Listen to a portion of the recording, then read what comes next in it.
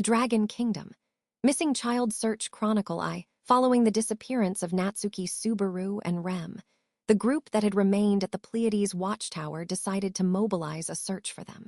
After doing so, in order to take action as soon as possible, Emilia, with the cooperation of Beatrice and Ram, declared that they had to follow the faint trail of the two who had vanished and reunite with them as soon as possible.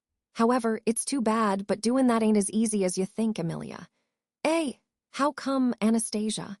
Anastasia held up her hand, putting Emilia, who couldn't keep her impatience in check, on hold. Emilia then raised her eyebrows in astonishment, due to being interrupted like that. Although Subaru and Rem had already been gone for a few hours, they were each connected to Beatrice and Ram, so they could assure her that they were alive. But it didn't give her any peace of mind. And though each camp had different opinions about that, they had been working together to accomplish the same thing, so she thought Anastasia and company would understand her. He might be weeping right about now, so we need to find Subaru and Rem as soon as we can. Oh, come on, Dantcha, make such a face. It'll make me feel bad. I didn't really say that with any bad intentions or anything, all right. I'm just saying that you can't just leave all this behind ta go help Natsuki and the others. Our belongings ain't light enough ta be able ta do that, got it? Our belongings. Having the word belongings said to her, Emilia quietly looked down at her hand. Emilia understood that the thing she was referring to was not her belongings in the physical sense. However, she'd realized it once more when Anastasia said it to her.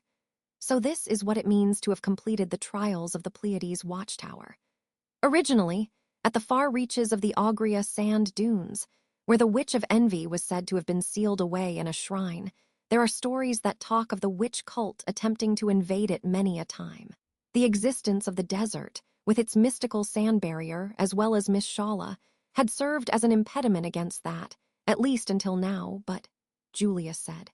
Ram continued, but with the freeing of the tower, the desert's mystical barrier has dissipated, and Shala is also gone. And now, the desert is merely a slightly threatening place, where witch beasts are just roaming around. What Julius and Ram said made the reality Emilia had come to terms with a surety. Following what they'd said, the things going on around the Pleiades watchtower were different from before. So if such a thing came to light, the number of problems they'd have to deal with would continue to pile up like mad. Having changed from the way it used to be, the number of obstacles preventing people from reaching the Pleiades watchtower had gone down considerably. But if you're so worried about the witch cultists, can't we just keep all the stuff in this place a secret for a little while? Is that no good? Emilia wondered. That's not too bad of a suggestion, coming from you, in fact. However, it would be quite unfeasible to do, I suppose. No matter how hard you try to keep a secret, it always somehow manages to get out from somewhere, in fact, Beatrice replied. Ram concurred. Indeed, that is quite so. Back then, there was a time when you were bustling about in an attempt to conceal the Great Spirit's magicleting period. So there is no doubt from me that the same thing would happen again, Lady Emilia. But that was just Puck being super careless, and I was bad at hiding it. I think I've grown quite a bit compared to back then, though. Bringing up something from the past and saying it was proof she couldn't keep a secret was really embarrassing for her. Ram had brought up something that had happened a year and a half ago, when Puck caused a whole lot of chaos because of his magicleting period. For beings who possessed enormous amounts of mana, not letting it out in a periodic manner led to them feeling an awful amount of discomfort. Puck had already been tormented by that condition, so he'd used his power little by little to release his stockpiled mana, resulting in the area around Roswell's place getting covered in snow. They had been able to turn it into a festival back then thanks to one of Subaru's outlandish ideas. But, unlike that lovely story, I guess we'd be hard-pressed to turn the things that happened here into good memories. So what you mean is that the big amount of snow Ram talked about came from that spirit. After I'd set my cute little cursed doggie's sights on him, I was hanging around to see how it would go, and then I got really surprised when it suddenly started snowing out of season. This girl has the nerve to say such a thing like nothing even happened, I suppose. Subaru might have told you he's forgiven you, but you're making a great mistake if you think Betty will be as sentimental as him and forgive you after everything you've done. In fact, Oh, I'm so sorry, said Maylie in apology to Beatrice as she stuck her tongue out and closed one of her eyes. When she heard that, Beatrice's face puffed up with anger, but Emilia thought Maylie was actually a good girl, being able to apologize for something she felt bad for and reflecting on her own actions. She believed she really regretted it. Well, it seems like we get sidetracked too easily. Weren't we supposed to talk about the problems surrounding finding a way to search for Natsuki and the others as soon as possible and bringing those issues to light? Echidna asked. Emilia replied, "Oh, that's right, I'm so sorry. So about those issues. What we're going to do with the Pleiades watchtower, how we're going to deal with the divine dragon, Volcanica, and as for the rest, making preparations to get through the desert to the neighboring town." Ram went through each of the issues in order, making it easy to understand, bringing a finger up for each. Nodding her head, Emilia thought about solving the issues one by one. For now, it'll be what we're going to do with the Pleiades watchtower. As I've said before, we won't be able to handle everything ourselves, so I think we should listen to a lot of different people's viewpoints. We might be able to figure this stuff out by talking with people with lots of knowledge, like the people from the Council of Elders in the royal capital, or Roswell. Frankly, Betty is quite reluctant to give Roswell access to this place. I suppose the books of the dead have a sort of dreadfulness that would revive his evil motives, in fact. But if that does happen, kindly allow Ram to bring him back to his senses by force. Ram interrupted Emilia and Beatrice's conversation, insistent on that point. Ram had been standing up, holding an elbow with her hand, and though lingering fatigue could be seen in her eyes and countenance, her gaze remained sharp, and her voice stayed lucid, displaying her unwavering conviction. Therefore, Emilia, standing next to the daunted Beatrice, nodded her head in agreement with a yeah, then continued, "I understand. I'll leave the matter of Roswell to you, Ram. Roswell hasn't really seemed to be able to go hard on Petra and Frederica these days, and I can always count on my maids because they are really good at handling him." "Right, Beatrice?" Beatrice replied. "Well, I have no doubt that Ram and Petra are Roswell's weaknesses, I suppose. Fine then, I get it. However, you must hold on tightly to his reins, I suppose." Master Roswell's reins, simply hearing that has made me ever more excited about what is to come. Kindly leave it to me. Puffing out her chest, Ram gave a dignified nod of her head, making Emilia and Beatrice feel quite relieved. In response to that, Anastasia gave a visibly impressed nod. "Woo," she said. "I ain't sure what went on after I gave myself over to Echidna for a while, but the relationship between Miss Emilia and everyone looks pretty dang good. Was it fun like this when you were travelin' together with them, Julius?" He replied. "Though it is regrettable, I am hesitant to say whether the journey was comfortable and enjoyable considering the situation we were placed in and the duty I had been charged with.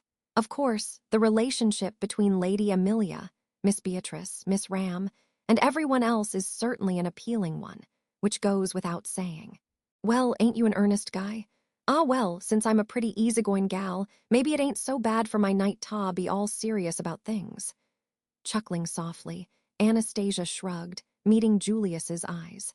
Ultimately, his name had still been snatched away, and he was still in a state where his previous self had been forgotten. Even so, she couldn't really say if Anastasia and Julius's new relationship was better or worse when compared to their old one. They had accepted that this was going to be the beginning of their new relationship. Maybe, much like how everyone had managed to remember Emilia's name, Julius's name might also come back after a while. I wonder what I used to think of Julius. I've never really worried about a future like that, though. After all, I'm pretty sure the old me and the old Julius were able to become good friends, I think. As Emilia was bringing her thoughts to a close, Echidna spoke. "The matter concerning Margrave Mathers is your side's problem. Thus, I shall leave its resolution in your hands, but apart from that, I'd like to raise a topic of discussion, that being the matter pertaining to Maylie." "Me," said Maylie, absent-mindedly, surprised that she had been called out by name, perhaps thinking it was none of her concern. Atop her head sat the former Shala, now the mini crimson scorpion, whose tail had shot up like a pen at the same time she became surprised, which looked smile-provoking. What did this lil ankle-biter do? Emilia could hear Shala's voice ringing in her head, making her heart ache with a constant dull pain. In any case, I can understand Echidna's point as well. With the freeing of the Pleiades watchtower, the only impediment keeping people from traveling through the Augria sand dunes are the witch beasts that reside there.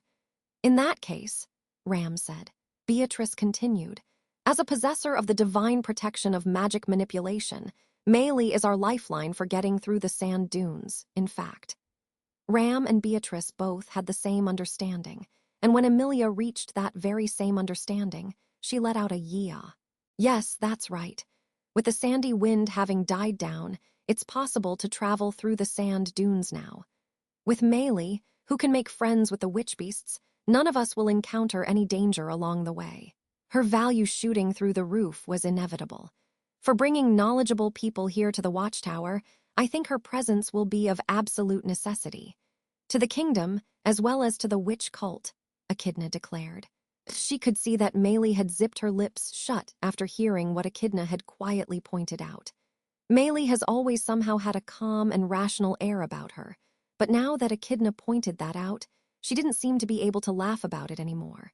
If I'm not mistaken, if the witch cult wants to get to the sealed shrine of the Witch of Envy, they won't be able to do so without first dealing with the problem of the witch beasts. And Meili has become the key to solving that problem. Key. Thinking to herself, that word gave Emilia an awfully unpleasant feeling. I really don't like the thought of someone becoming a key to solve a problem. This is related to the thing that happened when I was just a child where I lost my mom in the forest. But if Meili cooperates with the kingdom by serving the role of keeping witch beasts away from the Augria sand dunes, would you be willing to forgive her for what she's done? Oh. Anastasia brought a hand to her mouth and looked at Emilia, who'd had such a thought, with one eye closed. Her pale blue-green eye twinkled with intense curiosity, causing Emilia's chest to tighten. However, she firmly held her head up high, not looking away. I've yet to be able to bring this up with you, Miss Anastasia, but Meili was a really bad girl in the past.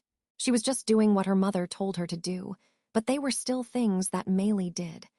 So you thought you had to make her take responsibility by letting her do something. And now it's her turn to fulfill a role that's just right for her. I see, so that's it. I wonder, is it even okay for me to say something like that? Emilia nervously asked Anastasia if her idea was okay or not. Emilia was hoping a wise and knowledgeable person like Anastasia would give her a reasonable response to what she thought. However, before Anastasia could reply, Meili called out to Emilia with a big sis, then continued. What do you mean? Forgive me, you say? It means exactly as you heard. Keeping you down in the basement of Roswell's mansion was only supposed to be a temporary measure. And now you have something to do to get out from down there and live a proper life, don't you? And you say you'll forgive me with that? Meili's large eyes rounded after hearing what Emilia said, then she shook her head. Unwilling to accept it, she said, Wait, with a quivering voice. Why you say that, but forgiving me should be an impossible thing. Because I took on lots of jobs with Elsa. Subaru forgave you, though, didn't he? Beatrice and I can't just laugh off everything you've done and forgive you so easily, but I think after a good scolding, we'll be willing to. Don't put words in Betty's mouth, I suppose, Beatrice retorted. Beatrice cut into Emilia's response to Meili's words, but she was only being dishonest with how she felt, her face showing that she wasn't against it, which Emilia had picked up on. Then Emilia, who was brimming full of confidence, made a compromise. In that case, it'll be no good if you can't do the same thing with people other than us. If you do bad things, you need to apologize by saying, I'm sorry. Even Roswell is able to do it. But that's only because you and Big Brother are so hopelessly good-natured. It's not like everyone would forgive. Even if they don't, you need to say you're sorry. I know it'll be hard to make up for all the things you've done, but you have to, even if it's not all of it. Meili, after hearing what Emilia had said, remained silent as if she had lost her voice. Emilia noticed bewilderment, fear, and anxiety peeking into Meili's eyes, and she understood those feelings all too well, to the point that it pained her. It was only natural to be afraid of making up for something she couldn't atone for and saying sorry without forgiveness. Emilia, who herself was at fault for causing the great Ilior forest to be frozen in ice, needed to free the elves who had lived in there with her, and apologize to them. They have been sleeping for over a century because of my mistake. Even though they are kind people, they wouldn't forgive me like when I was a child, since I'm an adult now. Even so, you have to properly say, I'm sorry. This isn't something you can gloss over, shut your eyes to, or ignore. That's such a scary thing. Yeah, it is, so we can apologize together then. Me, Subaru, and everyone else can do it together with you. Oh, after hearing that, Maylee's eyes widened with the most surprise yet. Amelia's lips relaxed at Maylee's expression, which made her look like she hadn't thought about it. I guess she thought she'd have to do a scary thing like apologizing all by herself. Nevertheless, Amelia wouldn't let her do that. Maylee would, of course, have to say what she needed to say herself. However, she wouldn't have to do that on her own. Like on the spiral staircase in the tower when Subaru promised Maylee he'd go through thick and thin together with her. I think it means something like that. Upon touching Maylee's shoulders as she hung her head, the young girl gently buried her head into Amelia's chest. Then, Amelia gave a satisfied smile as she looked at the mini crimson scorpion dancing on Maylee's head. So it's settled then. What do you think about it, Miss Anastasia? Well, I guess there's value in extenuation, considerin' that it's an Amelia-like proposition, yeah. I unfortunately ain't got no clue what sorta jobs can be done in the desert, but I can put in a good word for it as to its feasibility, as long as you attach value to and are willing to place your faith in the testimony of this nameless knight. That is, Lady Anastasia. Well, ain't you eloquent? That is my area of expertise, though, but it can't be helped, can it? As Julius looked in Amelia's direction, Anastasia stuck her tongue out at him. It was settled that Amelia and Anastasia and co. would work together, and while that was going on, Amelia stroked Maylee's back, whose face was still buried in her chest. Then we have an agreement. For now, let's have Maylee do her best to remain vigilant against the desert, and we should have the people from the royal capital investigate the tower as soon as possible. And as for the witch cult, I believe it will be necessary to deploy the royal knights at some point. But it isn't particularly a problem for us, though, now is it? Huh. Amelia became full of expectation when she looked at Ram, whose words exuded a great deal of conviction.